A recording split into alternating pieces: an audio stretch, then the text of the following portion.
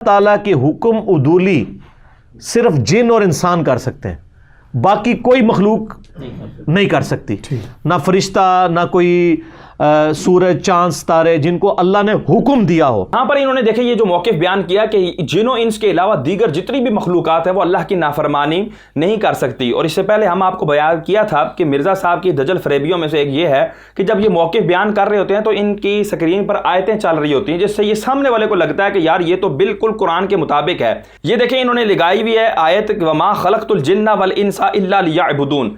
اب موقف کیا بیان کر رہے تھے کہ جن و انس کے علاوہ دیگر مخلوقات نافرمانی نہیں کرتی، یعنی جن و انس نافرمانی کرتے ہیں، دیگر مخلوقات نہیں کرتی، یہ تھا ان کا موقف۔ اور آیت کیا چلائی؟ وما خلقت الجن والانس الا لیعبدون، اور ہم نے جن و انس کو اپنی عبادت ہی کے لیے پیدا کی ہے، جس کو ہم پہلے بیان کر چکے، یہ ہماری دلیل ہے، ان کی دلیل نہیں ہے۔ یہاں تو اختیار کی نفی ہو رہی ہے کہ جن و انس کو بھی کوئی اختیار نہیں ہے اللہ کی نافرمانی کرنے کا، ٹھیک ہے۔ اور یہاں پر کسی جگہ پورے پیج میں کسی جگہ کوئی ایسے الفاظ نہیں ہے جس میں یہ ثابت ہوتا ہو کہ جن و انس کے علاوہ دیگر مخلوقات معصوم ہیں۔ اس کے بعد جو اگلی آیت ان کی سکرین پر شو کی گئی وہ دیکھیں، یہ دیکھیں یہاں پر آیت کے الفاظ ہیں انما امرہ اذا اراد شیئا ان یقول له کن فیکون۔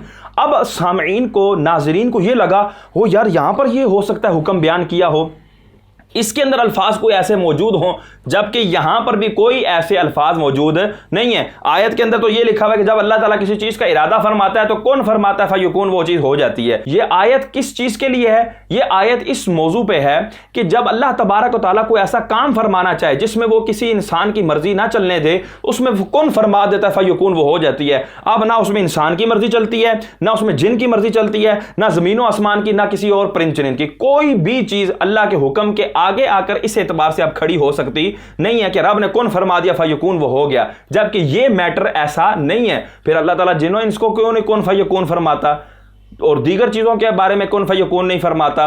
تو یہ اس کو دیکھیں کس انداز سے جو ہے نا وہ اپنے موقف کے اوپر آیتیں لائی جا رہی ہیں تاکہ لوگوں کو یہ لگے کہ حضرت صاحب نے بالکل قرآن و حدیث کے مطابق موقف بیان کیا ہے، حالانکہ ایسی کوئی بات بھی نہیں ہے۔ اب سنیں دلائل کہ حدیث پاک کے اندر احادیث میں یہ موجود ہے کہ دیگر مخلوقات بھی مادہ معصیت ان میں ہوتا ہے، وہ نافرمانی کرتی ہیں۔ دلائل دینے سے پہلے یہ بتاتا چلوں کہ سیدی اعلیٰ حضرت نے ملفوظات شریف میں یہ جو عبارت فرمائی کہ جب مجمع ہوا کفار کا مدینہ طیبہ پر کہ اسلام کا کلا کما کر دیں، تو جنگ احزاب کا یہ واقعہ ہے، تو اللہ تعالیٰ نے اپنے محبوب کی مدد فرمانا چاہیے، تو باد شمالی کو حکم ہوا کہ وہ اللہ کے حبیب کی مدد کرے، تو اس نے انکار کر دیا، اللہ نے اس کو بانج کر دیا۔ یہ واقعہ سیدی اعلیٰ حضرت نے اس پوائنٹ آف ویو کے اعتبار سے لایا تھا کہ اللہ تعالیٰ کی نافرمانی دیگر مخلوقات کرتی ہیں اور اس پر ان کو سزا دی جاتی ہے۔ وہ عبارت سنیں، فرماتے ہیں ان یعنی حیوانات، نباتات، جمادات میں مادہ معصیت یعنی گناہ کا عنصر بھی ہے، ان کے لائق جو سزا ہوتی ہے وہ ان کو دی جاتی ہے۔ اہل کشف فرماتے ہیں تمام جانور تسبیح کرتے ہیں، جب تسبیح چھوڑ دیتے ہیں اسی وقت ان کو موت آتی ہے۔ یہ اہل کشفی فقط نہیں فرما رہے، ابھی ہم حدیثوں سے ثابت کریں گے کہ یہ حدیثوں میں بھی یہ بات موجود ہے۔ اور ہر پتا تسبیح کرتا ہے، جس وقت تسبیح سے غفلت کرتا ہے اسی وقت درخت سے جدا ہو کر گر پڑتا ہے۔ اس عبارت کے بعد فرمایا جب مجمع ہوا کفار کا مدینہ طیبہ پر، یعنی اپنی اس عبارت پر آپ نے دلیل کے طور پر یہ روایت لائی۔ میں کہتا ہوں خدا کے لیے مرزا صاحب جب کوئی بات پڑھو نا تو پیچھے اور آگے سے سارا پڑھ لیا کرو، سیاق و سباق اس کو کہتے ہیں۔ ان کو جب پڑھ لو گے تو میں بھی تمہیں کچھ نہ کچھ عقل آ جائے کہ یار اوہو یہ تو روایت کے الفاظ ہیں، یہ تو دلیل کے طور پر لا رہے ہیں۔ اب وہ دلائل سماعت فرمائیں کہ جن کے اندر ان مخلوقات کی نافرمانیوں کا تذکرہ موجود ہے۔ صحیح بخاری شریف ہے، جلد اول ہے اور صفحہ نمبر 593، حدیث نمبر ہے 3359۔ حضرت ام شریک رضی اللہ تعالی عنہا سے مروی ہے ان رسول اللہ صلی اللہ تعالی علیہ وسلم امر بقتل الوزغ، کہ حضور سرور کونین صلی اللہ تعالی علیہ وسلم نے گرگٹ کو مارنے کا حکم دیا۔ گرگٹ کو کیوں مارنے کا حکم دیا؟ آگے وجہ ارشاد فرمائی وقال وکان ينفخ علی ابراہیم علیہ السلام، کیونکہ وہ حضرت ابراہیم علیہ السلام پر پھونک مارتی تھی۔ کیوں مارتی تھی پھونک؟ کہ یہ آگ جو ہے مزید بھڑکے اور حضرت ابراہیم علیہ السلام کو نقصان پہنچائے۔ تو یہ کوئی نیکی کا عمل تھا اس کا؟ اگر یہ نیکی کا عمل تھا یا وہ معصوم تھی گرگٹ تو چونکہ نافرمانی میں تو آئے گا نہیں، جنوں انس کے علاوہ تو مخلوقات نافرمانی کرتی نہیں، اگر وہ نافرمانی نہیں تھی حضور سرور کونین صلی اللہ علیہ وسلم کا یہ حکم دینا ظلم میں آئے گا یا نہیں؟ مرزا صاحب یہ آپ نے اگلی ویڈیو میں آپ نے ثابت کرنا کہ یہ ظلم میں آئے گا یا نہیں، یہ آپ کے لیے چیلنج ہے۔ اگر یہ بات ثابت کی جائے کہ مخلوقات تو معصوم ہیں تو یہ تو اللہ آقا دو عالم پھر معاذ اللہ ظلم کر رہے ہیں جانوروں کے اوپر۔ یہی تو کافر اعتراض کرتے ہیں، یہ جو تم گائے ذبح کرتے ہو، بکرے ذبح کرتے ہو، یہ ظلم کرتے ہو۔ ابھی وہ بھی ثابت کرنا اور ساتھ یہ بھی ثابت کرنا کہ چھپکلی جو تم مارتے ہو اور اس کے اوپر بڑے ثواب کی جو ہے نا وہ نویدیں سناتے ہو، تو یہ کہاں تک کا انصاف ہے؟ ٹھیک ہے، تو یہاں سے پتہ لگا کہ گرگٹ نے یہ جرم کیا اور یہ گناہ تھا اس کا، اور ساروں کے نزدیک عیاں ہے کہ حضرت ابراہیم علیہ السلام آگ میں اور مصیبت میں بظاہر ہیں، اگرچہ وہ گلو گلزار ہوگی تھی، لیکن اس کا پھونک مارنا یہ کس میں آئے گا؟ صحیح مسلم شریف عربی کے اندر ہے جی، اور اس کی جلد نمبر 2 ہے اور صفحہ نمبر 236 کے اوپر حدیث پاک ہے کہ ان النبی صلی اللہ تعالی علیہ وسلم امر بقتل الوزغ، کہ حضور سرور کونین صلی اللہ تعالی علیہ وسلم نے گرگٹ کو مارنے کا حکم دیا، اور آگے کیا فرمایا؟ وَسَمَّاهُ فَوَيْسِقًا، اور اس کو فاسق قرار دیا۔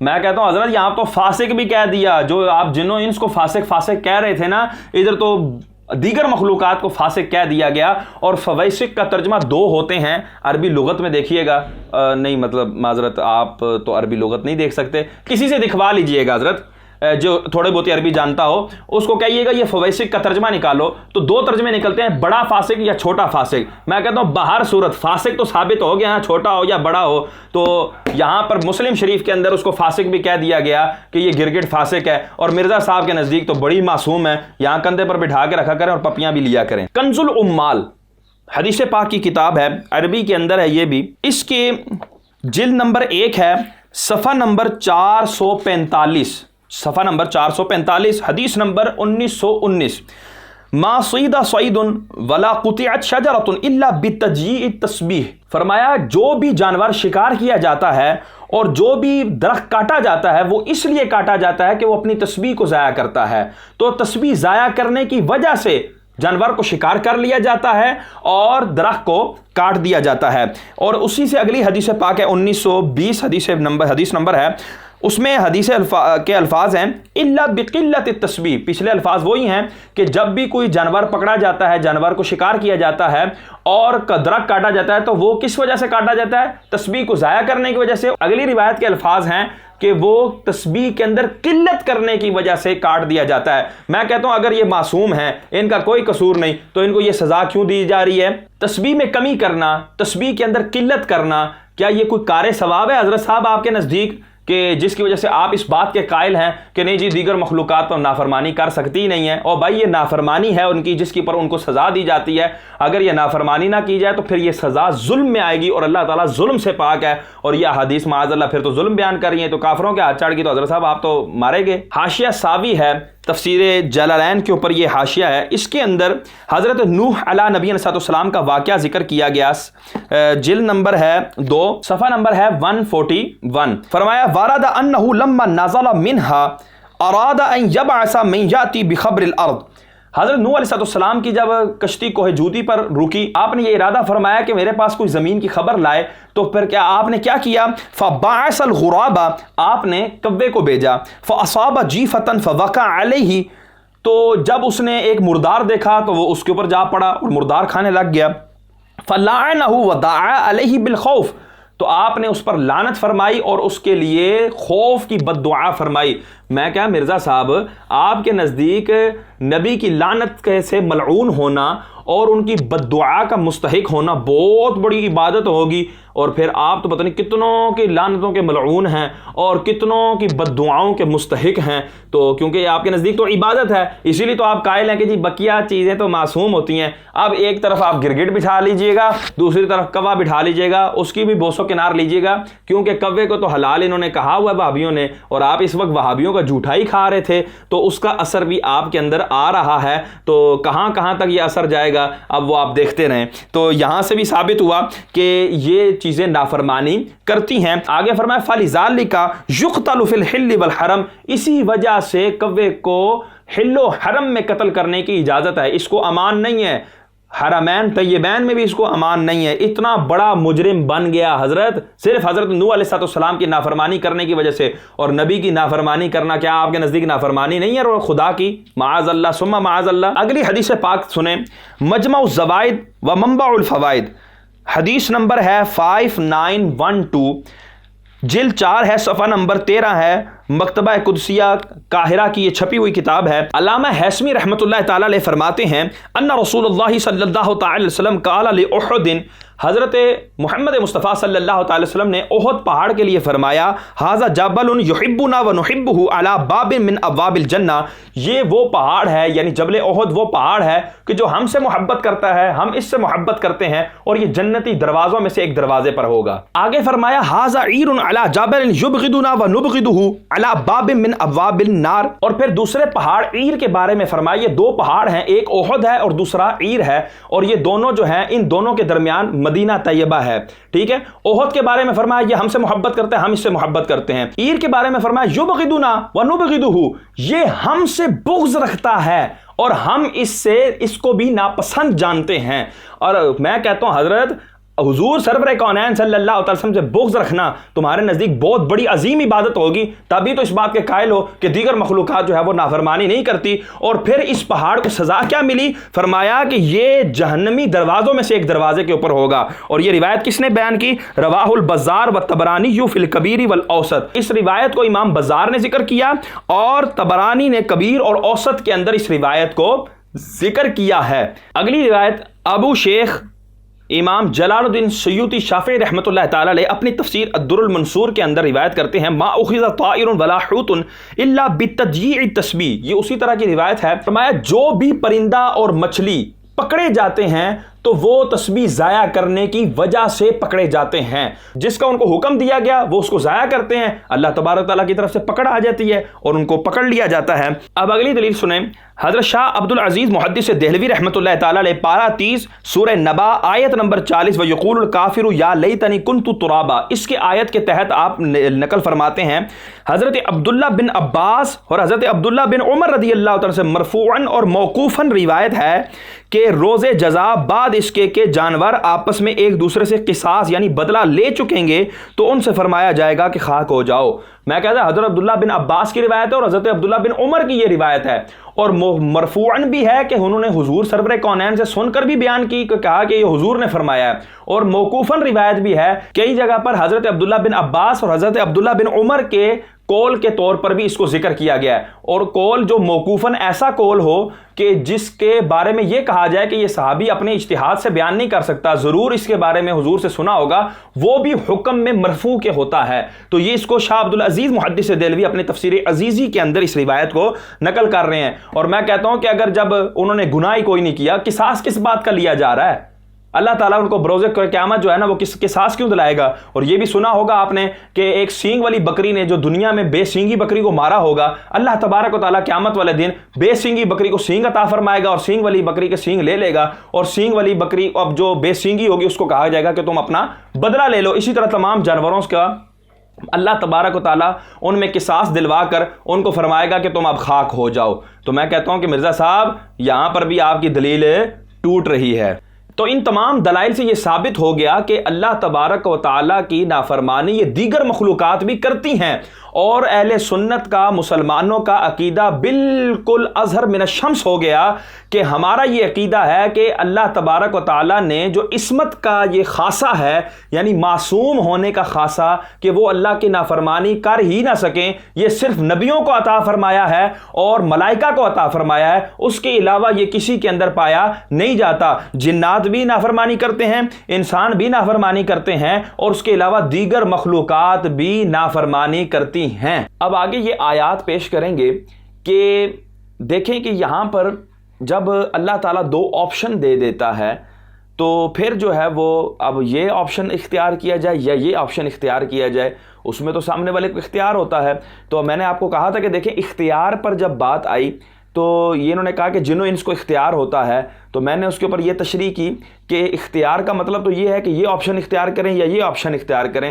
اب وہ یہ اپنے منہ سے بھی مان رہے ہیں کہ دیکھیں جی، چاہے جو ہے نا جب آپشن دیا جاتا ہے تو اب یہ آپشن اختیار کیا جائے، یہ آپشن اختیار کیا جائے۔ وہاں پر انہوں نے لفظ اختیار نہیں کیا کیونکہ وہ جن و انس کے لیے کہہ چکے تھے، تو یہاں پر انہوں نے لفظ اختیار کی جگہ آپشن کر لیا تاکہ جو ہے نا وہ میں ادھر سے پھنسوں بھی نہیں اور یہاں سے بھی جو ہے نا وہ میں ایسے کر کے یو ٹرن لے کر نکل جاؤں، لیکن ایسا تو نہیں ہو سکتا نا حضرت۔ تو یہاں پر بھی ان کا آگے آیات سنیں، پھر اس کے بعد ایک اور آیت پیش کریں کہ دیکھو جہاں پر اللہ نے حکم دیا ہے وہاں پر ان کی مجال بھی نہیں کہ وہ کیا کریں۔ اب آیتوں کے اندر کس طرح ترجمے کے اندر تحریف کریں گے، کس طرح ڈنڈی ماریں گے، وہ بھی آگے سنتے ہیں۔ البتہ اگر اللہ تعالیٰ دو آپشن دے دے کہ یہ کرو یا نہ کرو، اس کو حکم نہیں کہا جاتا، وہ کہا جاتا ہے پیشکش۔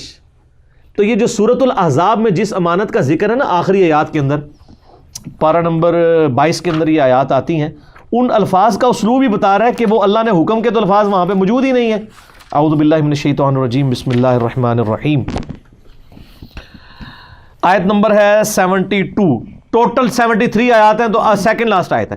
اِنَّا عَرَضْنَا الْأَمَانَةَ عَلَى السَّمَاوَاتِ وَالْأَرْضِ، ہم نے پیش کیا اس امانت کو زمین و آسمان کے اوپر۔ پیش کرنے کا مطلب آپ اگر میرے سامنے کوئی چیز پیش کرتے ہیں تو آپ مجھے حکم تو نہیں دے رہے کھانے کا، میری مرضی ہے اس میں سے میں کوئی چیز لوں یا نہ لوں۔ یہاں پہ یہ کہاں پہ لکھا ہے کہ اللہ نے حکم دیا، پیش کیا زمین و آسمان پہ، والجبال اور پہاڑوں پہ، فَأَبَيْنَا أَن يَحْمِلْنَهَا، تو وہ اس کو اٹھانے سے انہوں نے معذرت کر لی۔ فَأَبَيْنَا أَن يَحْمِلْنَهَا، اب انہوں نے یہ آیت جو تلاوت کی ہے اس کے اندر یہاں پر الفاظ آئے فَأَبَيْنَا، تو انہوں نے معذرت کر لی۔ حضرت نے یہ ترجمہ کیا چونکہ انہوں نے موقف یہ بیان کیا ہے کہ زمین و آسمان اور دیگر مخلوقات یہ معصوم ہیں، بالکل نافرمانی یہ کر ہی نہیں سکتے۔ تو اب انکار کا جو لفظ تھا نا یہ تھوڑا سخت ہے کہ انہوں نے انکار کر دیا، کیونکہ یہ ہوا کے اوپر یہ بات کر آئے ہیں کہ اللہ نے حکم دیا اور انہوں نے انکار کر دیا۔ یہ تو احمد رضا نے کفریہ عبارت لکھی ہے جو کہ حضرت عبداللہ بن عباس کی عبارت ہے۔ تو یہاں پر انہوں نے ترجمہ قرآن کا ہی بدل دیا۔ ابینا، ابا یا بھی سے ہے، مراد ہے انکار کرنا۔ فابینا، تو زمین و آسمان نے انکار کر دیا، پہاڑوں نے انکار کر دیا، یہ ترجمہ بنتا ہے۔ حضرت صاحب نے کیا کیا، اس ترجمے کو بدل کر انہوں نے کہا معذرت کر لی، چونکہ معذرت کے اندر تھوڑا سا ایک عاجزی والا انداز ہے اور فرما برداری والا انداز ہے، تو وہاں پر جو ہے یہ جی انہوں نے معذرت کر لی، تو یہ قرآن کا انہوں نے ترجمہ بدل کر تو دوسرا کیا۔ اور انہوں نے جو سکرین پہ اپنا قرآن کا سکرین شاٹ لگایا ہوا تھا، ہم اس میں بھی دیکھ لیتے ہیں کہ وہاں پر الفاظ کیا ہیں، معذرت کے الفاظ ہیں یا انکار کے الفاظ ہیں۔ میں تو مرزا صاحب کو یہی کہوں گا کہ جو لگاتے ہو خدا کے بندے اس کو تو اچھی طرح پڑھ لیا کرو۔ تو یہ دیکھیں اپنی سکرین پر آگے ہے فَأَبَيْنَا أَن يَحْمِلْنَهَا، تو انہوں نے انکار کر دیا اس کے اٹھانے سے، انکار کر دیا نہ کہ معذرت کر لی۔ تو یہ ترجمہ درست نہ ہوا کہ جی یہ جی انہوں نے معذرت کر لی۔ آگے سنتے ہیں وَأَشْفَقْنَا مِنْهَا وَحَمَلَهَا الْإِنسَانُ، اور ڈر گئے اس معاملے میں کہ ہم یہ امانت کیا تھی کہ نیک عمال کرو گے تو جنت، برے عمال کرو گے تو دوزخ۔ تو انہوں نے کہا یا اللہ ہم یہ پیشکش قبول نہیں کرتے، اسی جتنے ہیں اتنے ہی رہن دے یا اللہ، سانو نہ مصیبت ہی پا۔ واہ، کتنی فرما برداروں والی گفتگو ہو رہی ہے کہ یا اللہ اسی جتھے ہیں اتھے رہن دے، سانو مصیبت چ نہ پا۔ اصل میں نا مرزا صاحب اپنی اصل پٹری کے اوپر آ جاتے ہیں، جو بازاری لینگویج ہے ان کی، تو پھر ان کو یاد آتا ہے نہیں اوہو میں تو بہت بڑا اسکالر ہوں، میں تو ایک بہت بڑا دین کا ترجمان ہوں اور میں تو قرآن کا ترجمہ کر رہا ہوں، فوراً پھر تھوڑا سا اپنے آپ کو سیٹ کر لیتے ہیں۔ تو یہ پھر بازاری لینگویج، یہ اللہ تبارک و تعالیٰ سے زمین و آسمان جو فرما بردار ہیں اور یہ دیگر مخلوقات جو فرما بردار ہیں، یہ اللہ تعالیٰ سے گفتگو کر رہی ہیں یا اللہ سانو مصیبت چ نہ پا۔ اللہ فرماتا ہے انسان نے قبول کر لی، انہ کان ظلوما جہولا، انسان نے اپنی اس جو ڈیوٹی تھی اس کو انڈر ایسٹیمیٹ کر لیا۔ واہ، کیا ترجمہ کیا ہے حضرت نے کہ قرآن کے الفاظ ہیں انہ کان ظلوما جہولا، تو ظلوم اور جہول کے الفاظ آئے ہیں قرآن کے اندر، تو انہوں نے کیا کیا، ترجمہ کیا ہے کہ جی انسان نے اس کو اپنی ذمہ داری کو انڈر ایسٹیمیٹ کر دیا، اور یہ ترجمہ ہی انڈر ایسٹیمیٹ کر کے نکل گئے، کیونکہ یہاں پر ان کے استاد کو بھی ترجمہ نہیں آیا، جو سکرین پر ابھی ہم آپ کو دکھائیں گے کہ اس نے ترجمہ کیا کیا وہ دیکھیں۔ یہ دیکھیں انہ کان ظلوما جہولا، اس کے نیچے اس نے یہ کیا ہے کہ یہ ظلوم بھی ہے اور جہول بھی۔ واہ، کیا ترجمہ ہے کہ یہ تو پھر ایسے ہی ہوا کہ جی الف لام میم ذالک الکتاب لا ریب فیہ کا ترجمہ یہ ہے کہ الف لام میم ذالک الکتاب لا ریب فیہ، وہی اٹھا کر نیچے لکھ دو، تو پھر اس طرح تو ہر بچہ ترجمان ہے جی قرآن کا، سارے ہی ترجمہ کر لیں گے، تو جی وہ بے شک ظلم بھی ہے اور جو بھائی ظلم کا کیا مطلب ہے، جہول کا کیا مطلب ہے؟ آؤ احمد رضا سے پوچھتے ہیں کہ ترجمانی کسے کہتے ہیں۔ تو سیدی و سندی اعلیٰ حضرت امام احمد رضا خان فاضل بریلوی رحمۃ اللہ تعالیٰ علیہ نے اسی آیہ کریمہ کا ترجمہ کیا۔ اس سے پہلے یہ سن لیں کہ ظلم اور جہول یہ فعول کے وزن پر مبالغے کے صیغے ہیں۔ ظلم کا مطلب ہے بہت زیادہ ظلم کرنے والا، جہول کا مطلب ہے بہت زیادہ نادان، بہت زیادہ جہالت والا۔ تو اب سیدی اعلیٰ حضرت نے اس میں مبالغے کے صیغے کا بھی لحاظ رکھا اور اس کے ساتھ پھر ترجمہ کیا۔ کیسا خوبصورت ترجمہ فرمایا، فرماتے انہ کان ظلوما جہولا، بے شک وہ اپنی جان کو مشقت میں ڈالنے والا بڑا نادان ہے۔ یہ لوگوں پر نہیں چھوڑ دیا کہ ظلومن جہولا یا انڈر ایسٹیمیٹ کر دیا ترجمہ، ایسا ترجمہ نہیں کیا جاتا حضرت۔ اگر ترجمان ہیں تو ترجمانی کا حق بھی ادا کیا کریں۔ لیکن اس کے بعد اللہ تعالیٰ نے انسان کو ڈسکریج نہیں کیا، اللہ نے کہا یہ جو کچھ کیا ہے میری مشیت کے مطابق ہوا ہے۔ کیوں؟ لیعذب اللہ المنافقین والمنافقات، اللہ نے ظاہر جنت بنائی تھی، اللہ تعالیٰ چاہتا ہے اللہ عذاب دے منافقین عورتوں اور مردوں کو، والمشرکین والمشرکات اور مشرک مردوں اور عورتوں کو۔ واہ کیا ترجمہ ہے، دیکھیں جی اللہ نے جنت بنائی ہے تاکہ وہ عذاب دے مشرک مردوں عورتوں کو، منافق مردوں عورتوں کو۔ انجینئر مرزا صاحب کے نزدیک جنت میں عذاب دیا جائے گا، جنت کے اندر تو عذاب ہے تو یہ یقیناً جہنم میں جانا ہی پسند کریں گے۔ اور اب یہ کہیں گے نہیں جی دیکھیں مفتی صاحب آپ زیادتی کر رہے ہیں، اب یہاں پر پکڑ تو نہیں بنتی، یہ سبقت لسانی ہے۔ میں کہتا ہوں حضرت صاحب ترجمانی کرنے میں سبقت لسانی کو لحاظ نہیں رکھا جاتا۔ جب قرآن کا ترجمہ کیا جا رہا ہے تو اپنے آپ کو ہوش میں لا کر اور اپنے آپ کو اسی جگہ بٹھا کر ترجمہ کیا جائے۔ ان کو بیوی نے شاید کوئی چیز لینے کے لیے بھیجا ہوا تھا تو یہ ذہن میں ادھر لینے بھی جا رہے ہیں کہ میں وہ چیز بھی لانی ہے اور سارے گھر کے کام بھی کرنے ہیں اور بیوی کی ڈانٹ سے بھی بچنا ہے، اس کے بعد جو ہے نا لوگوں کو ترجمانی کر کے بھی سنانی ہے۔ تو پھر انہوں نے کہا کہ اللہ نے جنت تو بنائی تھی، اللہ کی جنت کا مقصد ہی بدل دیا انہوں نے کہ اللہ نے جنت بنائی تھی تاکہ منافقین اور منافقات اور مشرکین اور مشرکات کو جو ہے نا وہ عذاب دے۔ الامان والحفیظ، حضرت عقل کے ساتھ ترجمہ کریں تو کچھ پتہ لگے کہ آپ علمی اور کتابی ہیں۔ وَيَتُوبَ اللَّهُ عَلَى الْمُؤْمِنِينَ وَالْمُؤْمِنَاتِ، اور مومن مردوں اور عورتوں پر اللہ تعالیٰ رجوع فرمائے اپنی رحمت کا۔ وَكَانَ اللَّهُ غَفُورٌ رَحِيمًا، اللہ تعالیٰ بخشنے والا مہربان ہے۔ لہٰذا یہاں پہ امانت پیش کی گئی تھی، امانت اٹھانے کا حکم نہیں دیا گیا تھا۔ سر حکم جہاں زمین و اسمان کو دیا ہے نا وہاں ان کی جرت نہیں کہ کھانگ بھی جان، وہ بھی سن لیں۔ یہ کہیں گے حکم والی بھی کوئی آیت دکھا دیں، وہ بھی دکھا دیں سر، کیوں؟ کیونکہ نام ہے بابی، نام ہے بابی، میں ہوں مسلم علمی کتابی تھوڑا پیتواں، ٹھیک ہے جی، سانو ساری کہانیاں پتہ نے، تو بہت بڑا کہانی گیر بھی ہیں۔ اے دیکھو سورہ فصلت جسے سورہ حامیم السجدہ کہتے ہیں، دونوں نام ہیں سورت کے۔ اس کے سٹارٹ میں آتا ہے اللہ تعالیٰ فرماتا ہے ثم استوى الى السماء، آیت نمبر 11 ہے پارہ نمبر 24 میں، پھر ہم آسمان کی طرف بلند ہوئے، وہی دخان، تو وہ دھواں تھا۔ یہاں پر آیت پڑھی انہوں نے ثم استوى الى السماء، تو یہ ترجمہ انہوں نے کیا پھر ہم بلند ہوئے۔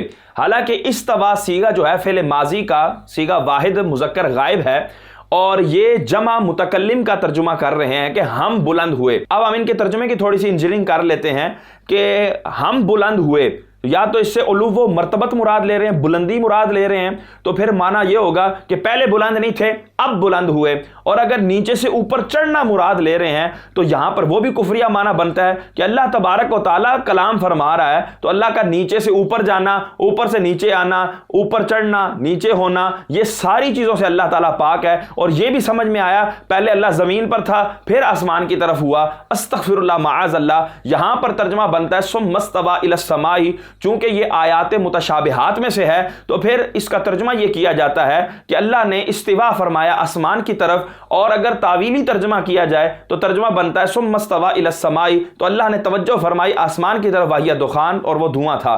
اب ہم ان کی جو سکرین پر جو آیت کے الفاظ لگے ہوئے ہیں اس کے نیچے کیا ترجمہ لکھا ہے ہم آپ کو وہ بھی دکھا دیتے ہیں تاکہ آپ لوگوں کا گلہ دور ہو جائے کہ حضرت صاحب کے اپنی ہی سکرین پر جو لگے ہوئے ہیں کاش یہ وہی پڑھ لیتے اچھی طرح اور وہی ترجمانی بیان کر دیتے تو شاید کچھ بچت ہو جاتی۔ یہ دیکھیں پھر اس نے توجہ فرمائی آسمان کی طرف، وہ اس وقت محض دھواں تھا۔ توجہ فرمائی. تو یہ ترجمہ اس کا تعویلی اور اس کی اپنی ہی سکرین شاٹ کے اوپر یہ ترجمہ لکھا ہوا ہے, اور میں کہتا ہوں یہاں سے ہی دیکھ کے پڑھ لیتے خدا کے بندے. فقال لها وللارض ائتیا طوعا او کرہا, تو ہم نے زمین سے اور آسمان سے کہا کہ ہمارے فرما بردار بنو, چاہتے ہوئے یا نہ چاہتے ہوئے, ہمارا حکم ہے. قالتا آتینا طائعین, تو زمین و آسمان دونوں نے کہا کہ یا اللہ ہم دونوں اطاعت کے ساتھ حاضر ہیں, ہماری کیا مجال. پھر اللہ تعالیٰ فرماتا ہے فقضاہن 7 سماوات فی یومین, تو اللہ تعالیٰ نے 2 دنوں میں پھر ان کو 7 آسمانوں میں تبدیل کر دیا. اب یہاں پر انہوں نے جو آیہ کریمہ تلاوت کی, اللہ اکبر, یہ ہماری دلیل ہے, وہ میں ثابت کرتا ہوں. وہ کیسے کہ اللہ تبارک تعالیٰ فرماتا ہے فقال لها وللارض ائتیا طوعا او کرہا قالتا آتینا طائعین, کہ اللہ تبارک تعالیٰ نے زمین و آسمان سے فرمایا کہ تم میری اطاعت میں آؤ چاہتے ہوئے یا نہ چاہتے ہوئے. میں کہتا ہوں حضرت صاحب, جب زمین و آسمان نہ چاہ سکتے ہی نہیں, نافرمانی کر سکتے ہی نہیں, خلاف ورزی کر سکتے ہی نہیں, ان میں وہ ایلیمنٹ ہی نہیں ہے جو نافرمانی کرتا ہے, ان کے اندر وہ پرزہ ہی نہیں رب نے فٹ کیا جس کے اندر نافرمانی کا مادہ ہوتا ہے, جب وہ بالکل ہی معصوم ہے, تو اللہ تعالیٰ کا یہ کہنا کہ چاہو یا نہ چاہو, کہ بھائی چاہ سکتے ہی نہیں ہے, تو پھر ان کے اوپر یہ کیوں کہا جا رہا ہے کہ نہ بھی چاہو, کہ یہ تو ممکن ہی نہیں ہے کہ جب اگلے کے اندر وہ چیز ہی نہیں تو آپ اس کو کیسے کہہ سکتے ہیں. ٹھیک ہے, تو یہاں پر اگر زمین و آسمان کے اندر نہ چاہنے کا مادہ ہے ہی نہیں, تو ان کو اللہ تعالیٰ یہ کیوں کہہ رہا ہے چاہتے ہوئے آؤ یا نہ چاہتے ہوئے آؤ. پتہ لگا یہ آیت اسی بات کی دلیل ہے کہ دیگر مخلوقات بھی نافرمانی کر سکتی ہیں, نہ چاہ سکتی ہیں, اللہ تعالیٰ کے حکم کی خلاف ورزی کر سکتی ہیں, لیکن چونکہ یہاں پر اللہ تبارک و تعالیٰ نے ان کے حکم کو چلنے نہیں دینا تھا, اس لیے اللہ نے فرمایا اب تمہاری مرضی چلے یا نہ چلے, میں نے تو یہ کام کرنا ہے تو لہذا ہو کر رہے گا. یہ اس آیت کا مصداق ہے اذا اراد شیئا ان یقول له کن فیکون, کہ جب کسی چیز کا ارادہ فرماتا ہے تو اس کو فرماتا ہے کن ہو جا, تو وہ ہو جاتی ہے, پھر وہاں کسی کی مرضی نہیں چلتی. یہ آیت ہماری دلیل ہے, جو مرزا صاحب اپنی چرب زبانی کے ذریعے اپنی دلیل بنا رہے ہیں اور بڑے مزے سے کہہ رہے ہیں کیوں علمی کتابی. اور علمی کتابی کا یہ مطلب نہیں ہوتا کہ چرب زبانی کے ذریعے آیت کے ترجمے بدل کر جو ہے نا وہ ان کو اپنے کھاتے میں ڈالے جاؤ اور لوگوں کو الو بنائی جاؤ کہ جی حضرت صاحب یہ دیکھو یہ ہمارا موقف ہے. استغفر اللہ معاذ اللہ. یعنی آسمان سے اللہ نے کہا ادرا تیری مرضی ہے یا نہیں ہے, میرا حکم ہے تنوں آنا پوے گا. لو ترجمہ پہلے یہ کر چکے تھے آپ کے سامنے, بالکل ترجمہ انہوں نے کیا. اس کے بعد اب یہ پھر سے بازاری لینگویج پہ چلے گئے اور پھر سے اپنی پٹری وہ جو اصل پٹری تھی اس پر چلے گئے اور کہنے لگے کہ جی اب یہ پہلے زمین و آسمان کا اللہ سے جو مکالمہ تھا وہ بتایا, یا اللہ سانو نہ چھیڑ, ادھر رہن دے, سانو وقت چ نہ پا, اے جی زمین و آسمان فرما بردار گفتگو کر رہے ہیں. اب انہوں نے کہا کہ دیکھو یہ تو زمین و آسمان کی لینگویج کیا ہے, اب اللہ کی لینگویج دیکھو. اللہ تبارک و تعالیٰ تو معاذ اللہ بدماشوں سے بھی زیادہ بہترین بول لیتا ہے. استغفر اللہ معاذ اللہ. اللہ نے کہا ادھر آ تینوں آنا پے گا میری اطاعت سے. او خدا کے بندے, یہ ترجمانی کر رہے ہو اور یہ اللہ کا انداز بیان کر رہے ہو تم, یہ ہے علمی کتابی ہونے کی حیثیت تمہاری. اور ویسے بھی کتابی جو ہے نا ہر مسلمان کو یہ پتہ کہ کتابی یہود و نصارہ کو کہا جاتا ہے, تو یہ حضرت صاحب اپنے آپ کو کہتے ہیں. اب ہم کیا کہہ سکتے ہیں.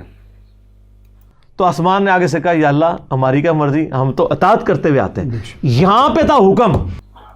تو زمین و آسمان کو آگے یہ کہنا چاہیے تھا کہ یا اللہ جب ہم میں تو نے نہ چاہنے کا مادہ ہی پیدا نہیں کیا, ہم نے تو چاہنا ہی چاہنا ہے تیرا حکم, ہم نے تو فرما برداری کرنی ہے, ہم تو خلاف ورزی کر ہی نہیں سکتے. تو زمین و آسمان کو چاہیے تھا کہ وہ یہ کہتے کہ یا اللہ ہم تیری تو فرما برداری ہی کے لیے پیدا ہوئے ہیں. بلکہ انہوں نے آگے جواب دیا قالتا, دونوں بولے زمین و آسمان بولے آتینا طائعین, یا اللہ اس معاملے میں ہم تیری اطاعت کرتے ہوئے حاضر ہوں گے, یہاں پر ہم تیری نافرمانی نہیں کریں گے. پتہ لگا کہ وہ نافرمانی بھی کر سکتے ہیں, تو جب وہ نافرمانی کرتے ہیں اللہ تعالیٰ ان کو سزا دیتا ہے, اور یہ اللہ تعالیٰ کے تسلط کی اور قادر ہونے کی دلیل ہے. انکار نہیں کیا اس آسمان نے, وہاں انکار نہیں کیا سر, وہاں الفاظ ہے پیش کیا کہ یہ آپشن قبول ہے, اگر قبول ہے تو لے لو, اگر قبول نہیں ہے تو نہ لو. تو انسان نے اٹھا لی. تو یہ سر اس حوالے سے ہے, یہ شمالی ہوا کو چلنے کا حکم دیا اور انکار کیا, یہ انکار پاسبل نہیں ہے. یہ عبارت کفریہ ہے. قائل کی بات یہ کہ ہو سکتا ہے انہوں نے مرنے سے پہلے توبہ کر لی ہو, آپ بھی توبہ کر لیں. یہ عبارت کفریہ ہے. قائل سے ہو سکتا ہے اس نے مرنے سے پہلے توبہ کر لی ہو, آپ بھی توبہ کر لیں. مطلب یہ ہوا کہ قائل نے اگر توبہ نہیں کی مرنے سے پہلے تو وہ کافر تھا, اور توبہ سے پہلے بھی کافر, اور اگر توبہ کر لی تھی تو چلو تو مسلمان مرا, لیکن اگر توبہ نہیں کی تو وہ کافر مرا. امام ترمذی بھی کافر مرے, دیگر محدثین مفسرین بھی کافر مرے. اور حضرت سب سے بڑی بات, حضرت عبداللہ بن عباس رضی اللہ تعالیٰ نے جب تک توبہ نہیں کی تھی تب تک تو وہ جو ہے نا معاذ اللہ ثم معاذ اللہ اس کے بقول کافر ٹھہرے, اور اگر انہوں نے توبہ کر لی تھی ٹھیک ہے وہ مسلمان فوت ہوئے, لیکن اگر توبہ نہیں کی تھی تو وہ مرے بھی کافر ہو کر. استغفر اللہ معاذ اللہ, یہ حضرت صاحب کا فتویٰ ہے کہ جو حضرت عبداللہ بن عباس پر کیا تمام بابوں پر, حضرت عبداللہ بن عباس بھی اس کے بقول وہی بابا ہیں معاذ اللہ ثم معاذ اللہ. ٹھیک ہے, تو ان ساروں کے اوپر یہ جو ہے نا یہ فتویٰ لگ رہا ہے. ٹھیک ہو, یہ دو چیزوں کو کمپیئر نہ کریں اپنے بابوں کو بچاتے بچاتے. میں پھر وہی بات کروں گا, لوگ تو اپنی اولاد کے برے کرتوتوں کی وجہ سے بیچارے کسی کو منہ دکھانے کے قابل نہیں رہتے, اور ہمارے یہ فرقوں کے جو علماء ہیں یہ اپنے بزرگوں کے کاموں کی وجہ سے کسی کو منہ دکھانے کے قابل نہیں رہے. استغفر اللہ معاذ اللہ. یہ دیکھیے بابوں کو بچاتے بچاتے اوئے ہم حضرت عبداللہ بن عباس رضی اللہ تعالیٰ کا دفاع نہ کریں. فرمایا کہ جو میرے صحابہ کا جو جب ان کے اوپر معاذ اللہ سب و شتم کیا جا رہا ہو تو جو ان کا دفاع نہ کرے, علم رکھتے ہوئے بھی اس پر لعنت کی گئی ہے. تو یہ جو ہے نا حضرت صاحب کہہ رہے ہیں جی بابوں کا دفاع نہ کریں, اپنے بابوں کو نہ بچائیں. یہ اصل میں دیکھ لو کہ آپ لوگوں کو کس طرف لے کر جا رہا ہے کہ یہ سارے بابوں سے باغی کر کے, جس میں انبیاء بھی آئیں گے, صحابہ بھی آئیں گے, تابعین بھی آئیں گے, تبع تابعین بھی آئیں گے, تمام ائمہ کرام آئیں گے. جب آپ ان سب سے باغی ہو جائیں گے پھر دین سیکھنے کے لیے کہاں جاؤ گے؟ یہ خود حساب لگاؤ خدا کے بندو. اور اس کے بعد یہ کہہ رہا ہے کہ دیکھو لوگ اپنے بچوں کے کرتوتوں کی وجہ سے منہ دکھانے قابل نہیں ہوتے, اور یہ فرقوں کے علماء بزرگوں کی وجہ سے جو ہے نا اپنا منہ دکھانے قابل نہیں ہے. استغفر اللہ معاذ اللہ. آج جو یہ دین کا ٹھیکیدار بنا ہوا ہے, آج جو یہ عزت کی پگ اپنے سر پر سجا کر بیٹھا ہوا ہے, اس کو کس نے مسلمان کیا؟ اس کے باپ کو کس نے مسلمان کیا؟ دادا کو کس نے مسلمان کیا؟ پردادا کو کس نے مسلمان کیا؟ تو یہ جس کا بھی کھا رہا ہے تو یہ بزرگوں کا ہی صدقہ ہے. اور ایک ویڈیو میں کہتا ہے میں بھی بزرگوں کی عطا کردہ چیز ہوں. ٹھیک ہے, اللہ معاف کرے. اور اب یہ وہ لوگ ہیں کہ جن کے بارے میں جامع ترمذی کی حدیث پاک ہے, اور اس کو مشکات شریف میں بھی نقل کیا, اور ملا علی قاری علیہ الرحمہ نے بھی اس کے اوپر بہت پیاری جو ہے وہ تحقیق فرمائی ہے. جلد 10 ہے, صفحہ نمبر ہے 87, حدیث نمبر ہے 5450. فرمایا بہت طویل حدیث پاک ہے, اور کتاب الفتن کے اندر لے کر آئے ہیں, اور جب قیامت کی نشانیاں بیان ہو رہی ہیں اس کے باب میں فرمایا لعن آخر حاضل امتی اولہا. اس امت کے اندر ایسے ناخلف لوگ بھی ہوں گے, ایسے جو ہے وہ نامراد لوگ بھی ہوں گے کہ جو اپنے بزرگوں کو, اپنے پہلوں کو گالیاں دیں گے, ان کے اوپر لعن طعن کریں گے. اس کے اوپر ملا علی قاری رحمہ فرماتے ہیں کہ اس کو قیامت کی نشانیوں میں سے اس لیے لے کر آئے ہیں کیونکہ پچھلی کوئی امت ایسی نہیں گزری, ان میں کوئی ایسا ناخلف نہیں تھا کہ جو اپنے بزرگوں کو اعلان طعن کرتا ہو, اپنے بزرگوں کی گالی دیتا ہو. ٹھیک ہے, یہ اس امت کا خاصہ ہے فقط کہ یہاں پر ایسے کچھ ایسے مرزا جیسے ناخلف لوگ آئیں گے کہ جو اپنے بزرگوں کو لعن طعن کریں گے, اور بابا بابا کہہ کہ معاذ اللہ ان کی جو ہے نا ان کے اوپر کفر کے فتوے لگائیں گے. یہ وہ قیامت کی نشانیوں کا ظہور ہے. اب ہم مزید اور کیا کہہ سکتے ہیں؟ اس میں ہمارا تو کوئی قصور نہیں سر. آپ کہہ دیں اسے غلطی ہوئی ہے, بلکہ آپ کہہ دیں کہ اللہ سے امید ہے کہ انہوں نے مرنے سے پہلے توبہ کر لی ہوگی. ٹھیک, عبارتوں, اور یہ عبارتوں میں فتویٰ اعلیٰ حضرت نے خود لکھا ہے. اعلیٰ حضرت نے اسام الارمین میں جو دیوبند کی عبارتوں پہ فتوے لگائے, انہوں نے اس میں کہا ہے کہ میں ان عبارتوں میں فتوے لگا رہا ہوں, ان کے لکھنے والوں پہ نہیں ہو سکتا انہوں نے توبہ کر لی ہو. استغفر اللہ معاذ اللہ. اس سے بڑا جھوٹا, اس سے بڑا مکار شخص میں نے آج تک نہیں دیکھا. کتنے کانفیڈینشنل گپ مار رہا ہے کہ دیکھیں جی حسام الحرمین میں سیدی و سندی اعلیٰ حضرت نے عبارات پر فتویٰ لگایا اور کہا کہ میں ان کے قائل کو کافر نہیں کہتا, کیا پتہ توبہ کر لی ہو. میں کہتا ہوں اگر یہی کلیہ لیا جائے تو یہ تو پھر کسی کافر کو کافر ہی نہیں کہا جا سکتا, کیونکہ کیا پتہ مرنے سے پہلے توبہ کر لے. اور جو حسام الحرمین پر تہمت لگائی ہے وہ ہم آپ کو بتا دیتے ہیں. سیدی و سندی اعلیٰ حضرت نے, یہ المعتقد والمنتقد ہے, فضل رسول بدایونی علیہ رحمہ کی کتاب ہے. اس کے تحت آپ کا حاشیہ المستند والمعتمد بنجات الابد, اس کے اندر بھی آپ نے تفصیلی فتویٰ لکھا، تحریر فرمایا، اور اس کے اندر بھی کفریہ عبارات نقل فرما کر اس پر کفر کا حکم لگایا. اور چونکہ اس نے حسام الحرمین کا نام لیا ہے تو میں وہی پڑھ کر سنا دیتا ہوں کہ کہاں سیدی اعلیٰ حضرت نے فرمایا کہ میں عبارتوں پر ہی فتویٰ لگا رہا ہوں، قائلین کو میں کچھ نہیں کہتا کہ قائلین تو بیچارے بے قصور ہے، عبارتیں تو خود بخود زمین سے پھٹ کر جو ہے نا وہ اوپر آئی ہیں، قائلین کا کیا قصور ہے. کتنی عقل سے دور بات ہے کہ جب ایک بندہ گالی دیتا ہے آپ اس کو دفڑ مارتے ہیں یا اس کی گالی کو کہتے ہیں یہ گالی اپنے یہاں پہ رکھیے گا، میں اس کے اوپر چنڈے مارتا ہوں. اور خدا کے بندے کچھ تو عقل کرو. اب سنو سیدی اعلیٰ حضرت کیا فرماتے ہیں. حسام الحرمین ہے، موسوعہ رضا کی یہ چھپی ہوئی ہے لاہور سے، اور صفحہ نمبر ہے 52، عربی کے اندر ہے. میں کہتا ہوں مرزا صاحب پتہ نہیں کہاں سے پڑھتے رہتے ہیں، اسی لیے میں ان کو یہ کہتا ہوں کہ تھوڑی بہت خدارہ عربی کہیں سے سیکھ لو اور کتابوں کو جو ہے نا خود پڑھا کرو، چیڑے چماٹوں سے نہ پوچھا کرو کہ اس میں کیا لکھا ہے، وہ ایسی چیزیں بتائیں گے جو تم بتا رہے ہو. اب فرمایا کہ بعد ما حقق ان صاحب البدعة المكفرة اعنی به كل مدع للاسلام منکر لشیء من ضروریات الدین کافر بالیقین.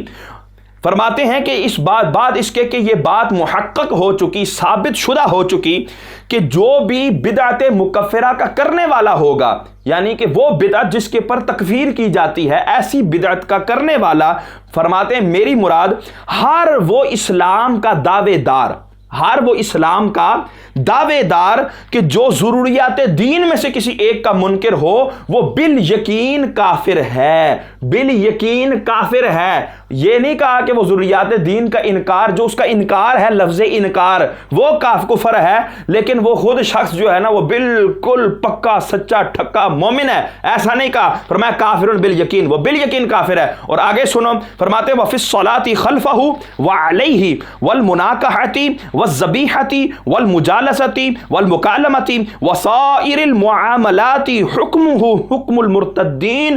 فرمایا اس کے پیچھے نماز پڑھنے کے معاملے میں، اس پر نماز جنازہ، اس کے ساتھ نکاح کرنا، اس کا ذبیحہ کھانا، اس کے ساتھ بیٹھنا، اس کے ساتھ مکالمہ کرنا، اور تمام معاملات میں اس کا حکم مرتدین والا حکم ہے. یعنی جو مرتد کا حکم ہے وہی اس شخص کا حکم ہے، نہ کہ اس کے کلام کا وہ حکم ہے. فرماتے ہیں اب اس کے اوپر دلائل دیتے، فرماتے ہیں کما نص علیہ فی کتب المذہب کالہدایۃ والغرر والملتقى الابہر والدرر المختار ومجمع الانہر وشرح النقایۃ للبرجندی وفتاوی الظہیریۃ وطریقۃ المحمدیۃ والحدیقۃ الندیۃ والفتاوی الہندیۃ وغیرہا متونا وشروحا وفتاوی. تو یہ دلائل دے کر اور اتنی کتابوں کے حوالے دے کر آپ نے فرمایا وہ شخص بالیقین کافر ہے. اب آگے آئیں جہاں طواغیت اربعہ، اشرف علی تھانوی، قاسم نانوتی، رشید احمد گنگوئی، خلیل احمد امبیٹوی، ان کی عبارتیں ذکر کر کے اس کے بعد سیدی و سندی اعلیٰ حضرت امام احمد رضا خان فاضل بریلوی رحمۃ اللہ تعالیٰ علیہ صفحہ نمبر 64 پر فرماتے ہیں وَبِالْجُمْلَةِ هَؤُلَاءِ الطَّوَائِفُ. فرماتے ہیں بالجملہ خلاصہ کلام یہ ہے کہ یہ جتنے بھی یہ جو طواغیت اربعہ کا میں نے ذکر کیا ہے اور قادیانی کا ذکر کیا ہے، ان سب کو کلہم کفار مرتدون خارجون عن الاسلام باجماع المسلمین، یہ سب کے سب کافر ہیں، مرتد ہیں، خارجون، پھر آگے فرمایا وہ خارج بھی ہیں اسلام سے. کیا میں نے فقط کہا؟ نہیں، باجماع المسلمین، مسلمانوں کے اجماع پر یہ سب جو ہیں وہ کافر ہیں، مرتد ہیں. آگے فرمایا وقد قال فی البزازیۃ والدرر والغرر وفتاوی الخیریۃ ومجمع الانہر والدرر المختار وغیرها من معتمدات الاسفار فی مثل هؤلاء الکفار من شک فی کفرہ وعذابہ فقد کفر. یہاں تو حضرت صاحب آپ کو جو ہے وہ موت آ جانی چاہیے کہ یہاں پر فرمایا کہ اتنی کتابوں کے اندر یہ بات بالکل واضح ہے کافروں کے بارے میں کہ جو ان کے کفر میں شک کرے گا اور ان کے عذاب میں شک کرے گا وہ بھی کافر ہو جائے گا. یہ بالکل واضح جو ہے وہ فرمایا گیا.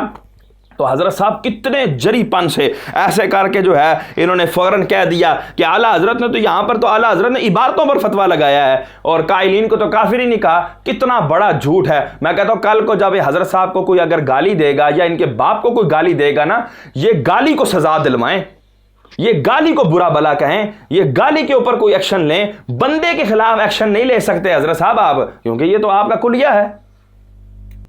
تو یہ سنت اعلیٰ حضرت ہے. میرے یوٹیوب پہ کلپ بھی ہے، اعلیٰ حضرت کے نامکمل مشن کی تکمیل.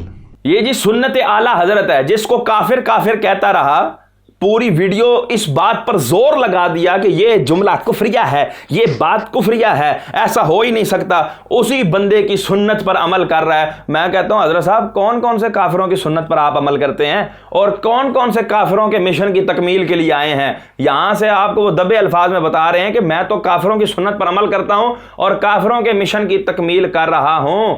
तो समझ जाओ हजरत, मिर्जा साहब के मानने वालों, इल्मी किताबी, ये सब बातें जान लो कि हजरत साहब ने आपको बीच में दलील दे दी है कि मैं सुन्नत कुफार पर अमल कर रहा हूं और मिशन कुफार को मुकम्मल करने के लिए आया हूं। तो अगर बकौल ये, तो अगर नहीं है तो आला हजरत सुन्नतों वाले थे और उनकी काम वाकई सुन्नत थे और उनके मिशन की तकमील चाहिए थी, तो मैं कहता हूं कि फिर ये अपनी बात से रुजू करे और कहे कि मैं तौबा करता हूं कि जो सैयदी आला हजरत पर मैंने बकवास की।